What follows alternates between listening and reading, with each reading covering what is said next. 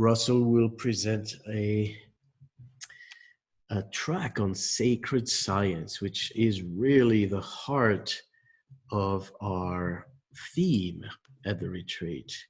Russell, are you with us? I am. Can you hear me? I can hear you. I cannot see you. Just a Okay. moment. All right, I can see you now. Can you go to my chat? I need to share my screen with you. Do you want to share your screen? Yes, just share it straight from there. So thank you, Russell, for taking the time, for being also a new force in the OPA retreat. Russell has done extensive research, and he's a researcher, really.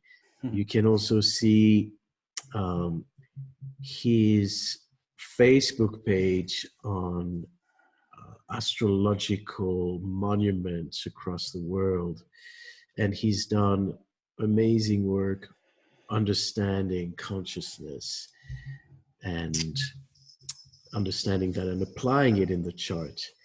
So it may seem abstract to some people, but rest assured,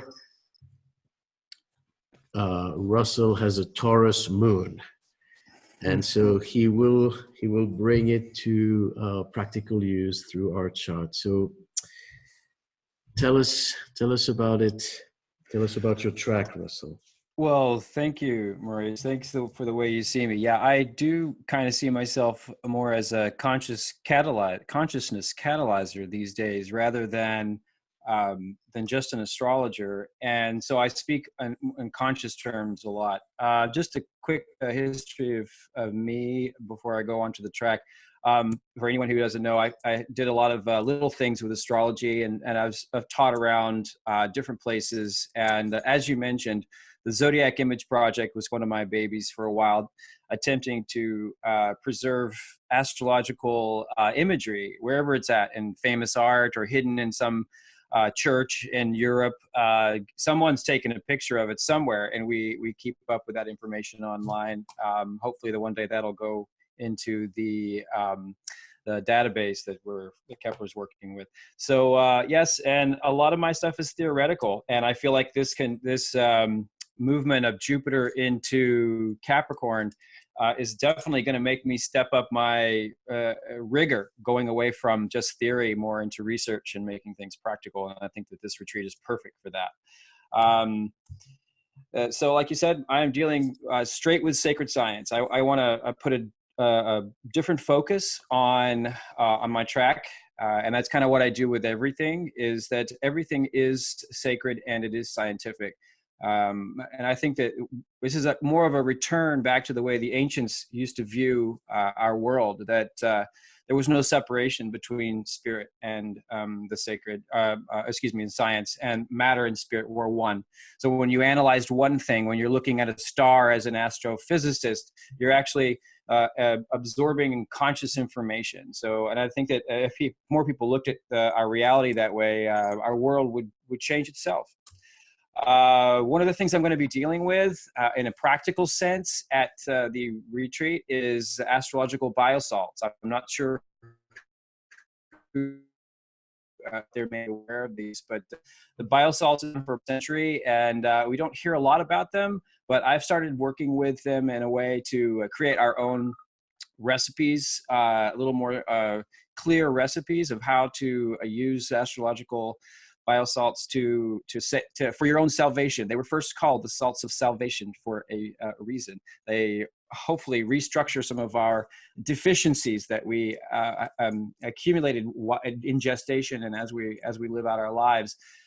Our paths follow these paths of light, but they also the construction of minerals in our body occur a certain way. And there are scientists out there that know how to do astrological remedies using these salts to correct some deficiencies that we were actually born with. This is just a chart for anyone who wants to take a look at what I'm talking about, the uses with the signs and how the salts play out. The second thing I'll be doing that's a little different than I've seen in a lot of the retreats is I'm going to be working with sound. We're going to be working with electronic sound and with inner body sound, oming techniques that align with the planets and the signs, to just to play around with how things feel in your body with your chakras, and how it makes you feel once you're done with the session. And I think this is listed on my little track summary, how I'm going to roll out our track, different focuses, aligning these with the practical purposes for healing. The other thing that I'll also be involved with is the Illumination dance. Shannon Gill and I have put together a new type of ecstatic dance. If you're familiar with ecstatic dance, it's about embodying the sound, the vibrations around you, and with intention, you can pull in some of the celestial energies by using your spiritual connection to the stars. You can amplify these energies when you're working with sound and movement. So electrified embodiment. Shannon Gill and I have I created that in the last 2 or 3 years and taken to a few conferences, and OPA has allowed us to share this with you. So just a few words about how I feel about this and how I look at it from an alchemical or scientific view with the Jupiter movement into Capricorn. As without, so within. I left off my S there. As without, so within.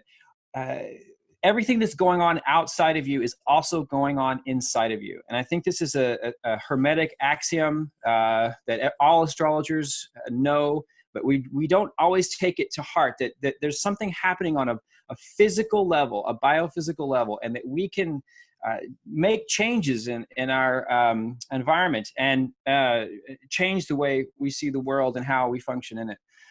Part of this Jupiter in Capricorn is going to be a commitment to a spiritual path, more dedication towards whatever we're walking. You know, something just pops into my head. It's I believe it's the little phrase from The Matrix. It's like, this is a difference in knowing the path and walking the path. And I think that Jupiter in Capricorn is going to make us not just theorize the path, we have to actually get on it and take the steps, commitment to that.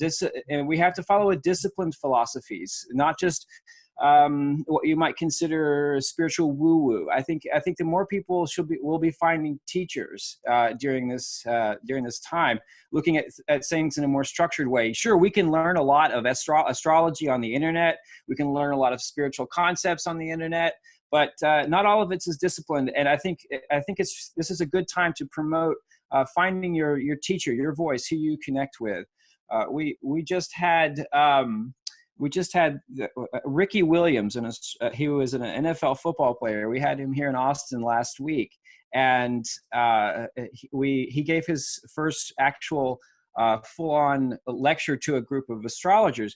And I was listening to him, and I kept hearing just this wonderful reverberation of the core spiritual teachers within evolutionary astrology.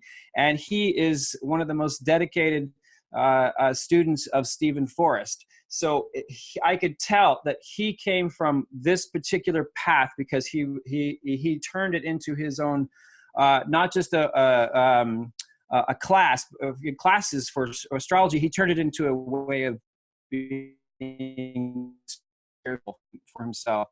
So I think that part of this is the clarification of spirituality and consciousness, and from this becomes our justified rewards. There is some issue with Jupiter moving into Capricorn because it is very Saturnine. It's constricting. It doesn't want they're not comfortable together. But what you get out of it is justified. You don't get just fluff. You get the real thing. And I think what we're also going to see because of this is a lot of people that have come on board in a way that's not necessarily through a traditional path. I don't want to put anyone down here, but there are a lot of astrologers out there that have just recently picked up a book, and 3 months later they have a huge following. They consider themselves astrologers, and that's not going to last. And I think we're going to see a separation, this wheat from the chaff. And part of that is what I see in alchemy with the Saturnine and the Capricorn aspect is the alchemical death of the superficial. So one of the things that's going to happen, I see as with this particular energy, is that there's a lot of theory out there. There's a lot of people out there coming up with wonderful ideas about their lives, what they should do. I think Jupiter in Sagittarius puts a lot of grand thinking. I know I believe it was Miss Falk said she was Sagittarius descendant. I am also Sagittarius descendant. And that can get me in a lot of trouble with big thinking and thinking that I can do so much. But this is gonna be something that gets corrected during this time.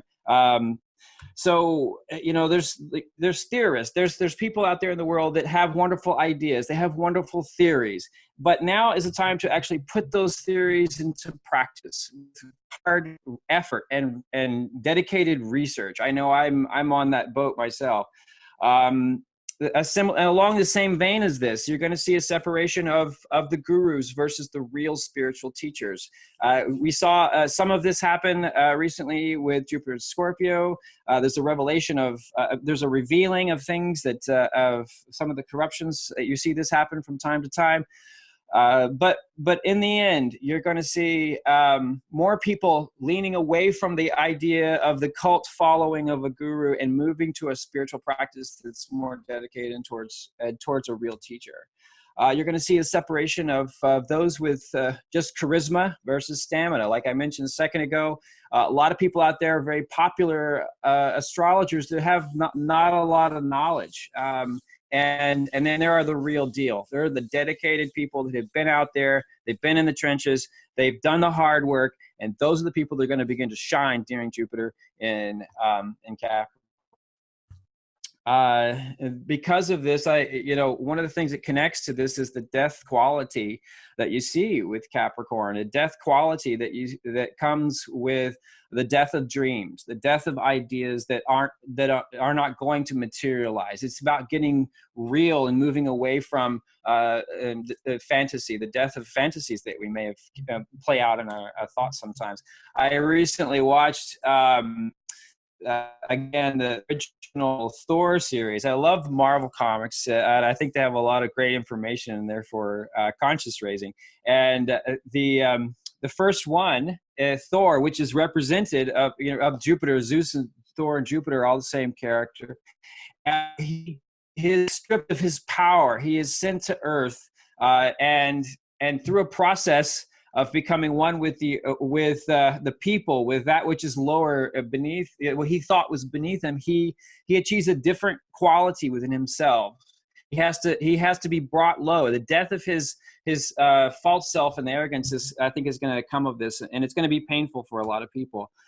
So I think this just really tells us that Capricorn, you can attain the pinnacle of human consciousness. And with Jupiter, you can achieve the highest spirituality. And you put these two together and we have a wonderful remedy for a lot of the world's ills if we can take this seed that we get from this and carry it forward. And this is a time when we can make these things practical. So for ourselves, if we could just, get in tune with our relationship as it moves through there. I know I'm going to have a hard time with my Jupiter influence in my life, but it's time to get real and it's time to be connected with Capricorn. So anyone sticking to a regiment, I recommend try to do that and get serious about your spiritual practice, because we are the actual vessels of consciousness.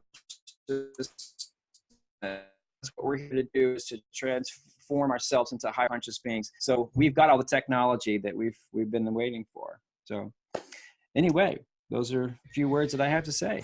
Wonderful and very inspiring. I'm all for learning astrology, not just in a mental way, but in an experiential way. So using sound and these salts, I'm very curious about your application of that, and that is part of bringing science and spirituality through the vessel of astrology. So really too bad we cannot bilocate and participate in multiple tracks. I think that's the frustration of many participants, is that they want to be in a few tracks and they have a hard time making a decision. And the other thing you mentioned about Jupiter in Capricorn, just a few words. Keep in mind also that Jupiter in Capricorn is going to also conjunct Pluto and it will think of people like Gandhi, Nelson Mandela, who were born with Pluto-Jupiter conjunct, or Karl Marx, Paul Newman, and Walt Disney, born with Jupiter in Capricorn, people who actually brought, tremendous knowledge into the system. Thank you, Russell.